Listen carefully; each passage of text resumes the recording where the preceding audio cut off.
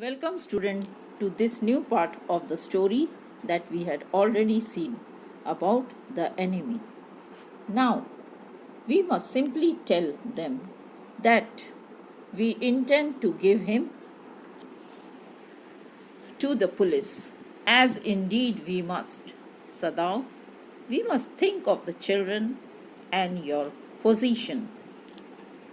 It would endanger all of us if we did not give this man over as a prisoner of war. Certainly, Sadao agreed. I would not think of doing anything else. Thus, agreed. Together they lifted the man. He was very light, like a fowl that had been half starved for a long time, until it is only feathers and skeleton. So, his arms hanging, they carried him up to the step and into the side room of the house. This door opened into a passage, and down the passage they carried the man towards an empty bedroom. It had been the bedroom of Sadao's father, and since his death it had not been used. They laid the man on the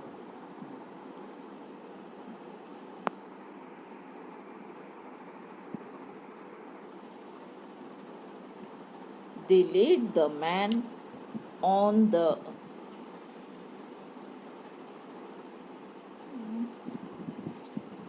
deeply matted floor. Everything here had been Japanese to please the old man, who would never in his own home sit on a chair or sleep in a foreign bed. Hana went to the wall cupboard and slid back a door and took out a soft quilt.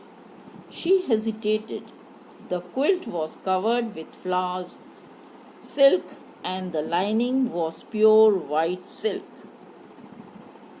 He is so dirty, she murmured in distress. Yes, he had better be washed, Sadao agreed. If you will fetch hot water, I will wash him. So, the husband and wife took this man into their room and placed him in their old father's room. And they had everything clean, but this man was quite dirty, so they thought better to wash him first and then put him on the clean linen. Yes, he had better be washed, Sadao agreed. If you will fetch hot water, I will wash him. I cannot bear for you to touch him, she said. We shall have to tell the servants he is here. I will tell Yumi now. She can leave the children for a few minutes and she can wash him. Sadao considered a moment. Let it be so. He agreed. You tell Yumi and I will tell the others. But the utter pallor of the man's unconsciousness face moved him first to stoop and feel his pulse. It was faint, but it was there. He put his hand against the man's cold breast. The heart too was yet alive. He will die unless he is operated, Sadao said, considering. The question is whether he will not die anyway. Hana cried out in fear. Don't try to save him. What if he should live? What if he should die? Sadao replied. He stood gazing down on the motionless man. This man must have extraordinary vitality, or he would have been dead by now. But then He was very young, perhaps not yet 25. So these husband and wife, they were discussing about the man, and they said that he is wounded, he is so light in weight, and now they had put him in their house to be treated and operated on the wound. You mean die from the operation? Hannah asked. Yes, Sadao said. Hannah considered this doubtfully, and when she did not answer, Sadao turned away. At any rate, something must be done with him, he said, and first he must be washed. He went quickly out of the room, and Hannah came behind. She did not wish to be left alone with the white man. He was the first she had seen since she left America, and now he seemed to have nothing to do with those whom she had known there. Here he was her enemy, a menace living in death. So they wanted this man to be operated, so they cleaned him before the operation, and Hannah saw this man, this white man, for the first time since she left America, and now she had nothing to do with those Americans she had left behind. She turned to the nursery and called Yumi, but the children heard her voice, and she had to go in for a moment and smile at them and play with the baby boy, now nearly 3 months old. Over the baby's soft black hair, she motioned with her mouth. Yumi, come with me. I will put the baby to bed. Yumi replied, he is ready. She went with Yumi into the bedroom next to the nursery and stood with the boy in her arms while Yumi spread the sleeping quilt on the floor and laid the baby between them. Then Hannah led the way quickly and softly to the kitchen.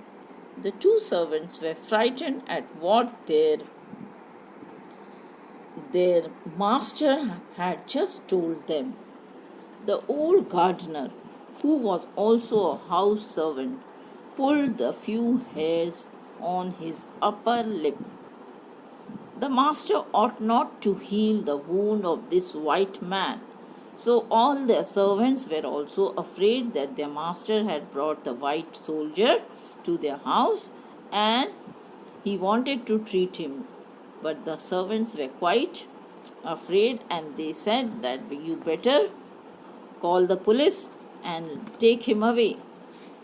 The master ought not to heal the wound of this white man, he said bluntly to Hannah.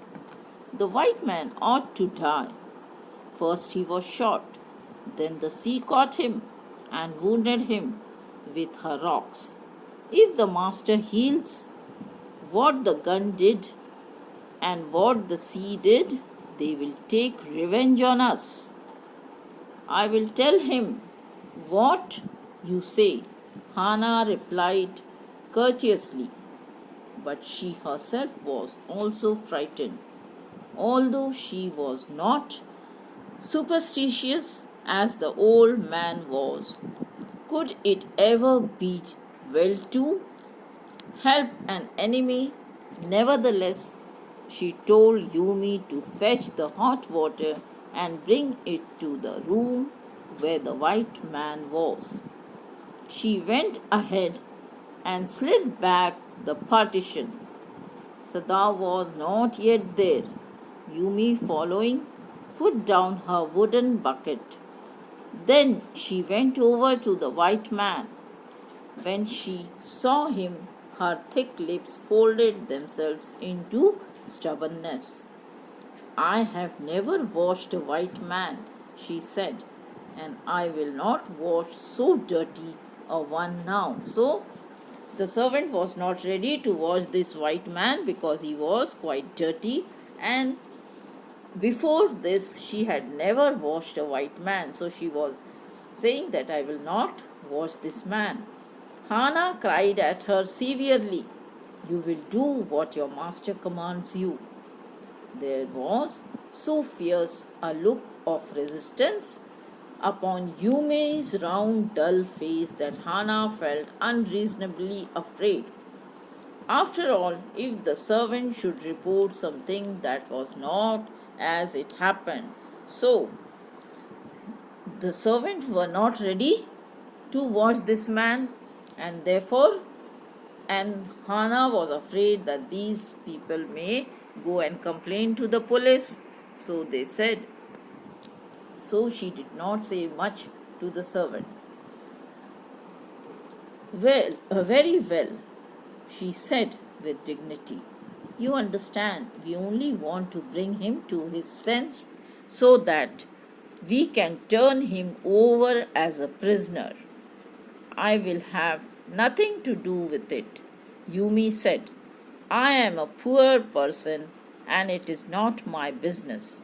Then, please, Hannah said gently, return to your own work.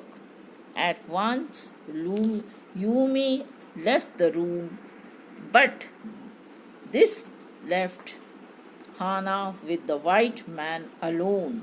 She might have been too afraid to stay had not her anger at Yumi's stubbornness now sustained her. So now Hannah was left all alone with the white man and she was quite afraid of him. Stupid Yumi, she muttered fearlessly. Is this anything but a man? And a wounded, helpless man.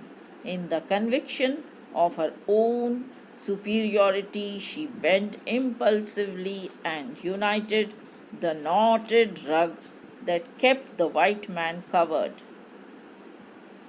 When she had this beast bare, she dipped the small clean towel that Yumi had brought into the steaming hot water and washed his face carefully.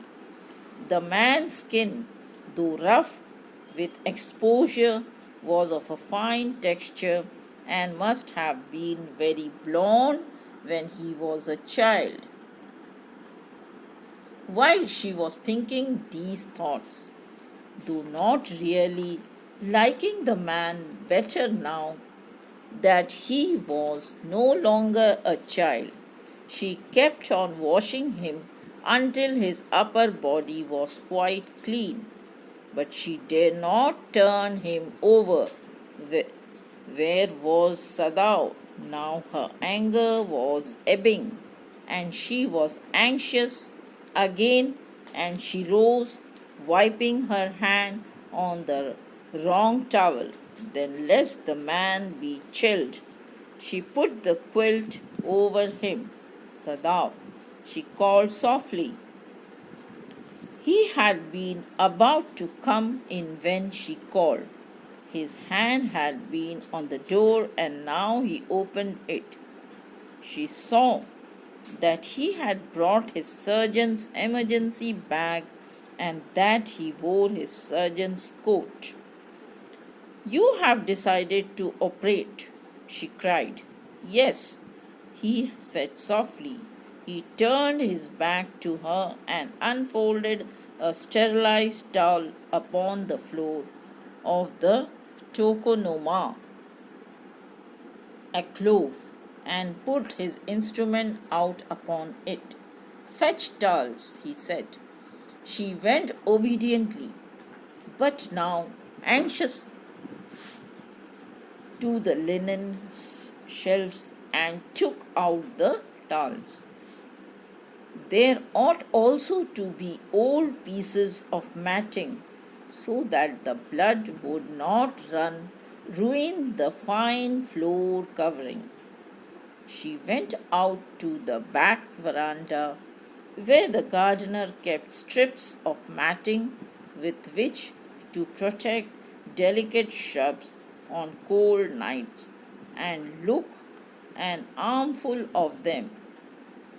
But When she went back into the room, she saw this was useless. The blood had already soaked through the packing in the man's wound and had ruined the mat under him. Oh, the mat, she cried. Yes, it is ruined, Sadao replied, as though he did not care. Help me inter him. He commanded her. She obeyed him without a word, and he began to wash the man's back carefully. Yumi would not wash him, she said. Did you wash him then? Sadao asked, not stopping for a moment. His swift, concise movement. Yes, she said. He did not seem to hear her, but she was used to his absorption when he was at work, and she wondered moment if it mattered to him. What was the body upon which he worked so long as it was for the work he did so excellently? You will have to give the anesthetic if he needs it, he said. I, she repeated blankly, but never have I.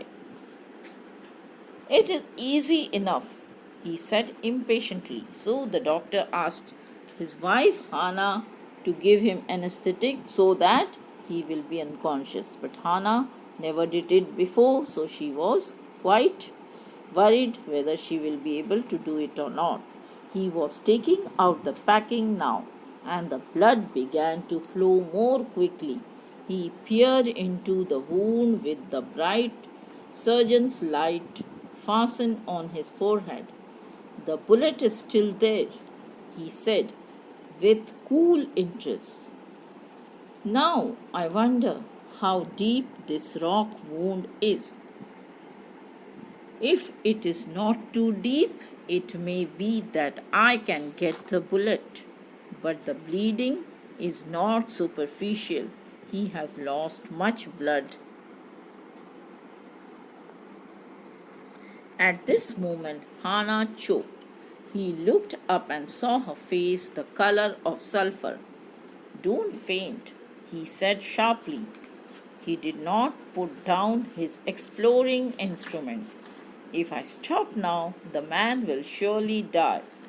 She clasped her hand to her mouth and leaped up and ran out of the room. So, by seeing the wound and the blood all over, Hannah was really worried and she went out of the room because she could not bear the sight. Outside in the garden, he heard her retching, but he went on with his work. It will be better for her to empty her stomach, he thought. He had forgotten that, of course, she had never seen an operation, but her distress and his inability to go to her at once made him impatient and irritable with this man who lay like dead under his knife.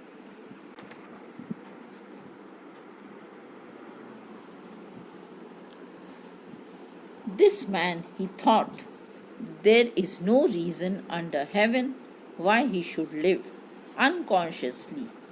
This thought made him ruthless and he proceeded swiftly. In his dream, the man moaned with Sadao, but Sadao paid no heed except to mutter at him. Groan, he muttered. Groan, if you like. I am not doing this for my own pleasure. In fact, I do not know why I am doing it. The doctor opened, and there was Hannah again. Where is the anesthetic? She asked in a clear voice. Sadao motioned with his chin. It is as well that you come back, he said. This fellow is beginning to stir. She had the bottle and some cotton in her hand. But how shall I do it? She asked. Simply saturate the cotton and hold it near his nostrils. So now Hannah was ready with the anesthetics and she put the cotton near the nostrils of the soldier. Sadao replied without delaying for one moment the intricate details of his work. When he breathes badly, move it away a little. She crouched close to the sleeping face of the young American. It was piteously thin face, she thought, and the lips were twisted. The man was suffering, whether he knew it or not. Watching him, she wondered if the stories they heard sometimes of the sufferings of prisoners were true. They came like flickers of rumor, told by words of mouth and always contradicted. In the newspaper, the reports were always that wherever the Japanese army went, people received them gladly with cries of joy as their liberation. But sometimes she remembered such men as General Takima, who at home beat his wife cruelly, though no one mentioned it now that he had fought so victoriously a battle in Manchuria. If a man like that would be so cruel to a woman in his power, would he not be cruel to one like this, for instance? So, they are giving an example here that the general, one of the Japanese general, was so cruel that he beat his wife. So, if that man would be operating this man, he would be still cruel. She hoped anxiously.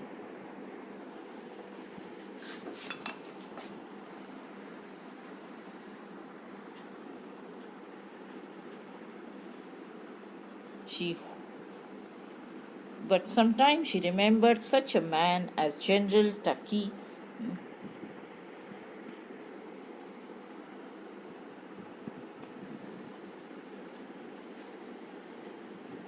She hoped anxiously that this young man had not been tortured. It was at this moment that she observed deep red scars on his neck just under the ear.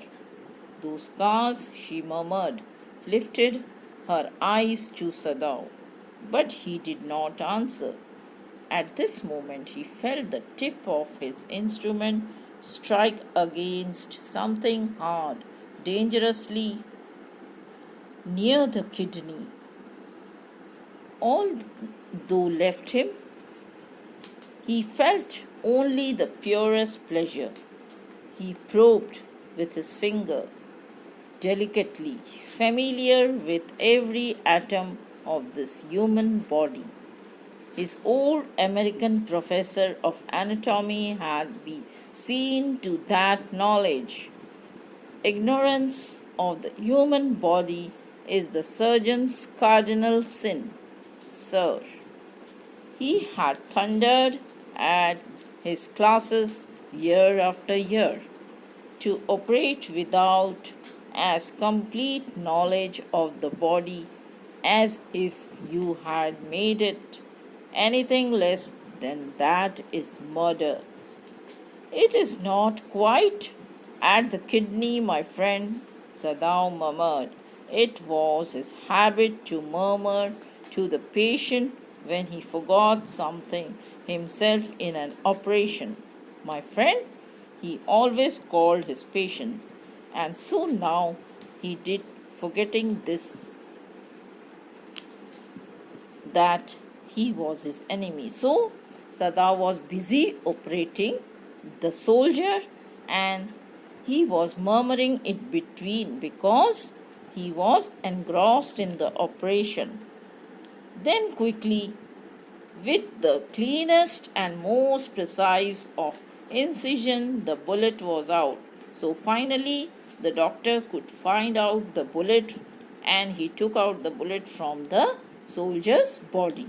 The man quivered, but he was still unconscious. Quivered means he murmured or he shouted, but he was still unconscious. Then quickly, with the cleanest and most precise of the incision, the bullet was out. The man quivered, but he was still unconscious. Nevertheless, he muttered a few English words. Guts, he muttered, choking. They got my guts. Sadao, Hannah cried sharply. Hush, Sadao said. The man sank again into silence so profound that Sadao took up his wrist, hating to touch of it. Yes, there was still a pulse so faint, so feeble, but enough if he wanted the man to live to give hope. But certainly I do not want this man to live, though Sadao did not want that his enemy should live. But as a doctor, it was his duty to put the things right and keep the man alive. No more anesthetics, he told Hannah. He turned as swiftly as though he had never paused, and from his medicines he chose a small and vital, and from it filled a hypodermic and thrust it into the patient's left arm. Then, putting down the needle, he took the man's wrist again. The pulse under his fingers fluttered once or twice and then grew stronger. So, gradually, the man was getting well because he could feel his pulse move faster. This man will live in spite of all.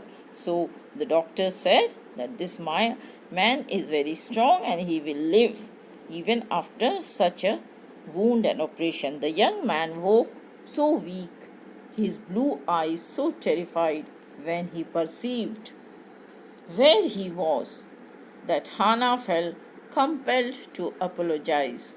She herself served him, for none of the servants could enter the room. So now she had to look after this wounded soldier because all the servants had left and they were not ready to enter the room. When she came in the first time, she saw him summon his small strength to prepare for some fearful thing. So, summon here means to gather his all might to get something for himself. Don't be afraid, she begged him softly. So she said, now don't be afraid of me. How come? You speak English? He gasped. So he was astonished that this lady could speak English. I was a long time in America, she replied. So she said, because I was in America, I could speak English. I learned English over there and now I can speak well. She saw that he wanted to reply to that, but he could not, and so she knelt and fed him gently with the porcelain spoon. So she came with a bowl of food and she fed the wounded man. He ate unwillingly. The man was not willing to eat, but he had to because he wanted to live. But still he ate. Now you will see. Soon be strong, she said, not liking him and yet moved to comfort him. Though Hannah did not like this man at all, but she had to do all this because he was a wounded soldier. He did not answer. When Sadao came in the third day after the operation, he found the young man sitting up, for his face bloodless with the effort. Lie down, Sadao cried. Do you want to die? He forced the man down gently and strongly and examined the wound. So, after 3 days, Sadao came to the room to see the man, how he was, and he saw that the man was quite well now, and his pale face had gone up, and now Lie down, Sadao said. Do you want to die? He forced the man down gently and strongly and examined the wound. You may kill yourself if you do this sort of thing. He scolded the man because he was getting up. What are you going to do with me? The boy muttered. So the boy was afraid that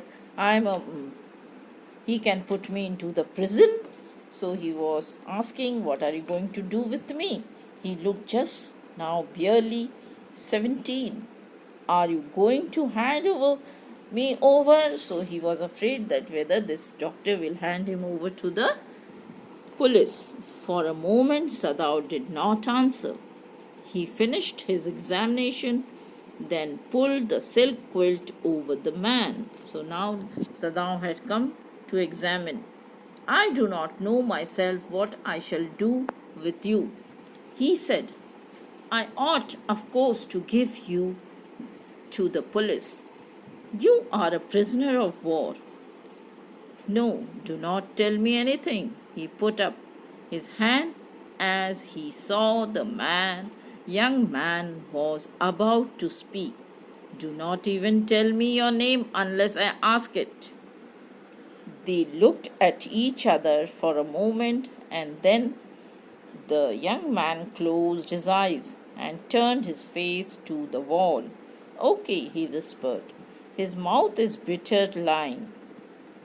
Outside the door, Hana was waiting for Sadao. He saw at once that she was in trouble. Sadao, you may tell me. The servants feel they cannot stay if we hide this man here anymore, she said. She tells me that they are saying that you and I were so long in America that we had forgotten to think of our own country first. They think we are Americans.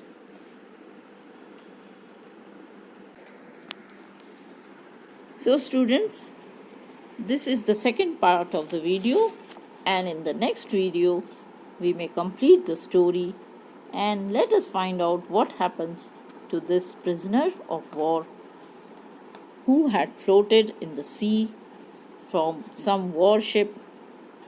So you keep in touch with the lesson. You read it yourself. You will find such an interesting story. We will continue to read next time. So thank you, friends.